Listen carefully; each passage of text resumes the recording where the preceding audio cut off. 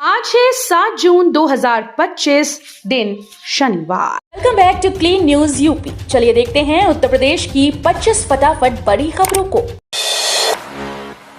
UP में सुरक्षा कड़ी, सड़क पर नहीं होगी नमाज, खुले में कुर्बानी पर रोक, 84 स्थल संवेदनशील। ईद उल अजहा पर्व पर रेंज के जिले मेरठ, बुलंदशहर, बागपत, हापुड़ में 487 ईदगाह और 981 मस्जिदों में नमाज अदा की जाएगी। सड़क पर नमाज पढ़ने वालों के खिलाफ कड़ी कार्रवाई की जाएगी। डीआईजी कलानिधि नैथानी ने बताया कि मेरठ में 164 ईदगाह व 515 मस्जिद, बुलंदशहर में 171 ईदगाह व 213 मस्जिद, बागपत में 68 ईदगाह व 205 मस्जिद, हापुड़ में 84 ईदगाह व 48 मस्जिदों में नमाज होगी।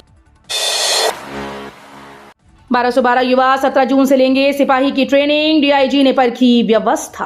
अपर पुलिस आयुक्त कानून व्यवस्था और मुख्यालय शिवहरी मीना ने गुरुवार को पुलिस लाइन में 17 जून से शुरू होने जा रहे सिपाहियों के प्रशिक्षण की तैयारियों की हकीकत जानने पुलिस लाइन पहुंचे। निरीक्षण में 1212 युवाओं की ब्रीफिंग, उनके रहने, टॉयलेट, बाथरूम आदि की व्यवस्था उनके निशाने पर रही। प्रतिसार अधिकारी उमेश दुबे ने उन्हें 12 मंजिल भवन, आरटीसी बैरक, ब्रीफिंग के लिए बनाए गए टिनशेड आदि को दिखाया। यूपी के प्राइमरी शिक्षकों के लिए दूसरे जिले में ट्रांसफर का मौका, 9 से 12 जून तक कर सकेंगे अप्लाई। यूपी के परिषदीय स्कूल्स में कार्यरत शिक्षकों के अंतर जनपदीय स्थानांतरण के लिए ऑनलाइन आवेदन 9 से 12 जून तक होंगे।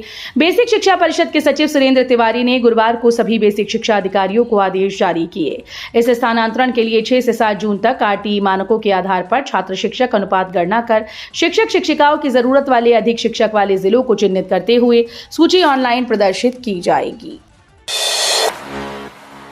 क्लाइमेट चेंज के संकट के खिलाफ सीएम योगी का बड़ा आह्वान, जरूरी बताइए 2 काम। क्लाइमेट चेंज को लेकर सीएम योगी आदित्यनाथ ने आम जनता से बड़ा आह्वान किया। उन्होंने जलवायु परिवर्तन की वजह से पैदा होने वाले संकटों से निपटने के लिए नदियों के पुनर्जीवन और पौधारोपण अभियान को जरूरी बताया और जनता से इन दोनों में अपनी भागीदारी बढ़ाने की अपील की। सीएम योगी ने कहा कि हमने लक्ष्य दिया है कि हर जिले में कम से कम एक नदी का पुनरुद्धार करें। पर्यावरण की समस्या का समाधान है एक पेड़ मां के नाम। जेपी एसोसिएट्स के 9000 फ्लैट खरीदारों के लिए खुशखबरी, रजिस्ट्री का रास्ता साफ। जेपी एसोसिएट्स मामले में वर्षों से फंसे 13 सबलेसी अपने भूखंडों की रजिस्ट्री यमुना प्राधिकरण से करा सकेंगे। ऐसे में फ्लैट तैयार होने के बाद 9000 से अधिक खरीदारों के लिए भी रजिस्ट्री की राह आसान हो जाएगी। इलाहाबाद हाईकोर्ट ने 10 मार्च को जेपी एसोसिएट्स को एसडीजेड के अंतर्गत 1000 हेक्टेयर भूमि का आवंटन रद्द कर दिया था। बैंकॉक में रोड शो, यूपी टूरिज्म की इंटरनेशनल ब्रांडिंग की तैयारी में जुटी योगी सरकार। मुख्यमंत्री योगी आदित्यनाथ के नेतृत्व में उत्तर प्रदेश सरकार राज्य की समृद्ध सांस्कृतिक, आध्यात्मिक, ऐतिहासिक विरासत को वैश्विक पटल पर चमकाने के लिए निरंतर प्रयास कर रही है। इस दिशा में उत्तर प्रदेश पर्यटन विभाग आगामी 26 से 28 अगस्त 2025 तक बैंकॉक में आयोजित होने वाले प्रतिष्ठित पैसिफिक एशिया ट्रैवल एसोसिएशन 2025 में अपनी भव्य उपस्थिति दर्ज कराने की तैयारी में जुट गया है। जेईई एडवांस टॉपर्स को तोहफा, आईआईटी से फ्री में करेंगे BTech. IIT Kanpur JEE advance के टॉप 100 रैंकर्स को फ्री में बीटेक कराएगा। ब्राइट माइंड स्कॉलरशिप के तहत प्रवेश लेने वाले छात्रों को ट्यूशन फीस, हॉस्टल फीस समेत हर साल लगभग 3 लाख रुपए की स्कॉलरशिप मिलेगी। ये लगातार 5वां साल है जब आईआईटी कानपुर जेईई एडवांस में टॉप 100 रैंक वाले मेधावियों को ब्राइट माइंड स्कॉलरशिप ऑफर कर रहा है। नोएडा में यमुना प्राधिकरण के सीईओ से मिले किसान, कई मांगों पर बनी सहमति। यमुना प्राधिकरण क्षेत्र के गांव के रहने वाले भूमिहीन किसानों को 30-30 वर्ग मीटर के भूखंड योजना के जरिए आवंटित किए जाएंगे। ऐसे 8000 भूखंडों के चिन्हीकरण का कार्य चल रहा है। प्राधिकरण के सीईओ डॉक्टर रघुवीर सिंह ने किसानों के साथ बैठक के दौरान जल्द भूखंड योजना लाने का आश्वासन दिया। बिजली निजीकरण के विरोध पर सरकार सतर्क, एस्मा लागू, 6 महीने तक हड़ताल पर रोक। यूपी में बिजली कंपनीज के निजीकरण के खिलाफ कर्मचारियों के विरोध के मद्देनजर सरकार सतर्क हो गई। ऊर्जा विभाग ने अगले 6 महीने तक विभाग की सभी इकाइयों में हड़ताल पर रोक लगा दी। उत्तर प्रदेश आवश्यक सेवाओं का अनुरक्षण अधिनियम 1966 एस्मा के तहत यह आदेश ऊर्जा विभाग ने पारित किए हैं। आदेश पावर कॉर्पोरेशन, विद्युत उत्पादन निगम, power transmission corporation, KESCO, Madhyanchal, Purvanchal, Paschimanchal, Dakshinanchal विद्युत वितरण निगम आदि सभी ऊर्जा इकाइयों के कर्मचारी और अधिकारियों पर लागू रहेंगे। नए निवेशकों के मामले में लखनऊ प्रथम, काशी प्रदेश में तीसरे स्थान पर। बेहतर वित्तीय साक्षरता, ऑनलाइन निवेश प्लेटफॉर्म की उपलब्धता और निवेश के बारे में जागरूकता के कारण नए निवेशकों की संख्या में तेजी से बढ़ोतरी हो रही है। जैसे जैसे अधिक लोग वित्तीय साक्षरता हासिल कर रहे हैं, वे निवेश के लाभों और जोखिम को बेहतर ढंग से समझने लगे हैं। इससे वे निवेश करने के लिए प्रेरित होने लगे हैं। यूपी पुलिस को मिले 34 नए deputy SP. Passing out parade में दिखा जोश, महिला अफसरों की भी शानदार भागीदारी। डॉक्टर भीमराव अंबेडकर पुलिस अकादमी में शुक्रवार को 34 नवनियुक्त डिप्टी एसपी की पासिंग आउट परेड का आयोजन हुआ। इस दीक्षांत समारोह में डीजी ट्रेनिंग ने परेड की सलामी ली, जबकि एडीजी अकादमी राजीव संभरवाल ने कार्यक्रम की अध्यक्षता की। पुलिस सेवा में चयनित इन 34 अफसरों में 9 महिलाएं और 25 पुरुष शामिल हैं। HCBL कोऑपरेटिव बैंक का लाइसेंस रद्द। आरबीआई ने कहा पर्याप्त पूंजी व कमाई की संभावनाएं नहीं। भारतीय रिजर्व बैंक ने लखनऊ के HCBL कोऑपरेटिव बैंक का लाइसेंस रद्द कर दिया। आरबीआई के मुताबिक बैंक के पास पर्याप्त पूंजी और कमाई की संभावनाएं नहीं है, जिसकी वजह से उसका लाइसेंस रद्द किया गया। भारतीय रिजर्व बैंक ने HCBL कोऑपरेटिव बैंक का लाइसेंस रद्द कर दिया है। राष्ट्रपति के आगमन की तैयारी तेज। सीएम योगी ने किया आयुष विश्वविद्यालय का निरीक्षण। मुख्यमंत्री योगी आदित्यनाथ शुक्रवार अपराह्न 3:54 पर महायोगी गुरु गोरखनाथ आयुष विश्वविद्यालय पहुंचे। उन्होंने प्रशासनिक भवन के प्रथम तल, ऑडिटोरियम सहित पूरे परिसर का निरीक्षण किया। इस दौरान कुलपति डॉक्टर के रामचंद्र रेड्डी से 30 जून को प्रस्तावित राष्ट्रपति के कार्यक्रम को लेकर विस्तार से जानकारी ली।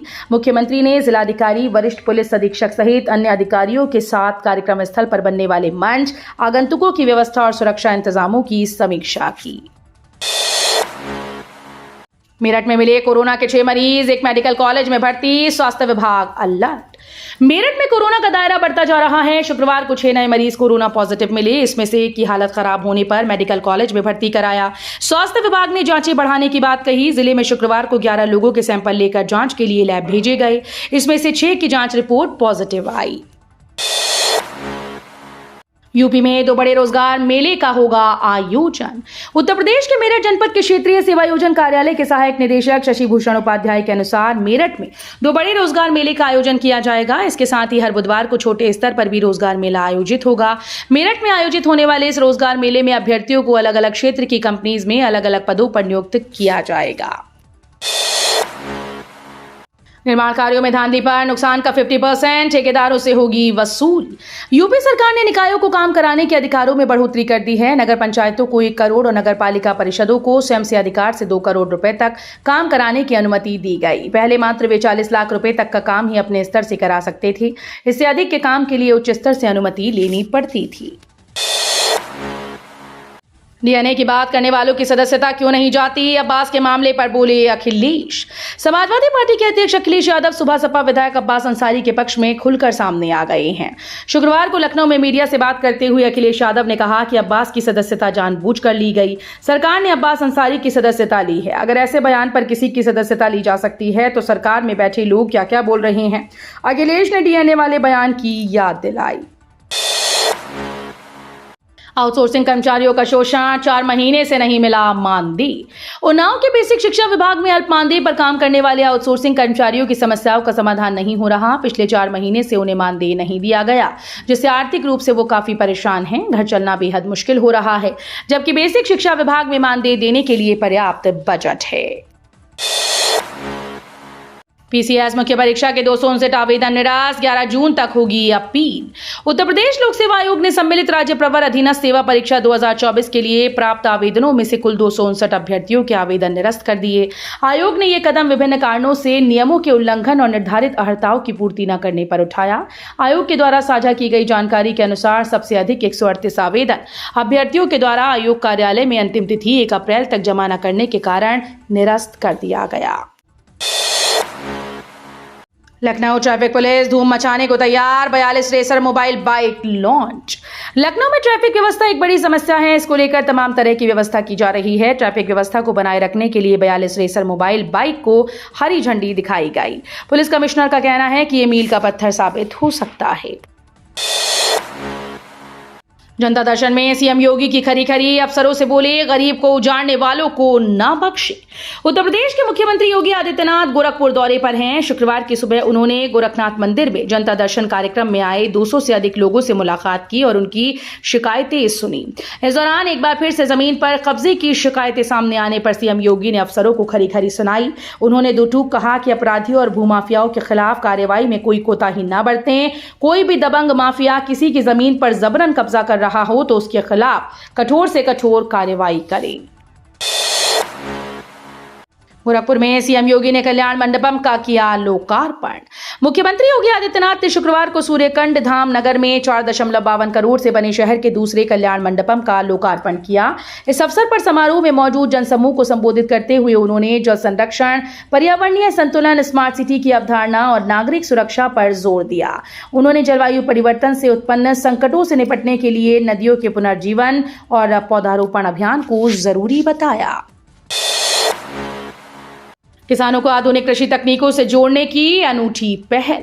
उत्तर प्रदेश के किसानों के लिए एक नई क्रांति का दौर खुल रहा है। विकसित कृषि संकल्प अभियान 2025 के माध्यम से राज्य सरकार ने किसानों को आधुनिक कृषि तकनीकों, उन्नत बीजों, नवीनतम उपकरणों और समावेशी सरकारी योजनाओं से जोड़ने की व्यापक पहल शुरू की है। इस अभियान का शुभारंभ मुख्यमंत्री योगी आदित्यनाथ ने 29 मई को किया था। ये कार्यक्रम 12 जून 2025 तक जारी रहेगा। स्टारलिंक को मिल गया लाइसेंस, अब गांव-गांव में सुपर फास्ट इंटरनेट। भारत सरकार के दूरसंचार विभाग ने एलन मस्क की कंपनी स्टारलिंक को लाइसेंस दे दिया है। संचार मंत्री ज्योतिरादित्य सिंधिया ने कहा कि स्टारलिंक को तीसरे सैटेलाइट इंटरनेट प्रोवाइडर के रूप में लाइसेंस दिया गया। लाइसेंस के बाद स्पेक्ट्रम आवंटन होगा। आपको बता दें कि ये सेवा उन क्षेत्रों में इंटरनेट पहुंचाएगी जहां पारंपरिक नेटवर्क स्थापित करना मुश्किल है। 15 जून को बंद हो जाएंगे मिनी गोवा के द्वार, जल्द कर ले पीलीभीत के इन स्थलों का दीदार। पीलीभीत टाइगर रिजर्व का जंगल न सिर्फ बाघों को लेकर बल्कि प्राकृतिक खूबसूरती को लेकर भी सैलानियों को आकर्षित करता है। पीटीआर की खूबसूरती पर चार चांद लगाता है चूका बीच। जंगल और शारदा डैम के किनारे स्थित चूका बीच का नजारा सैलानियों के लिए गोवा का एहसास कराता है, इसलिए इसे मिनी गोवा भी कहा जाता है। 7 महीने तक चलने वाले पर्यटन सत्र के दौरान हजारों सैलानी यहां आकर प्राकृतिक सुंदरता को करीब से निहारते हैं। इस पर्यटन सत्र के कुछ ही दिन बचे हैं। 15 जून की शाम 7 बजे पीटीआर सैलानियों के लिए बंद हो जाएगा। तो ये थी आज की 25 फटाफट बड़ी खबरें। अगर आपको न्यूज पसंद आई हो तो वीडियो को लाइक और शेयर जरूर करें। धन्यवाद।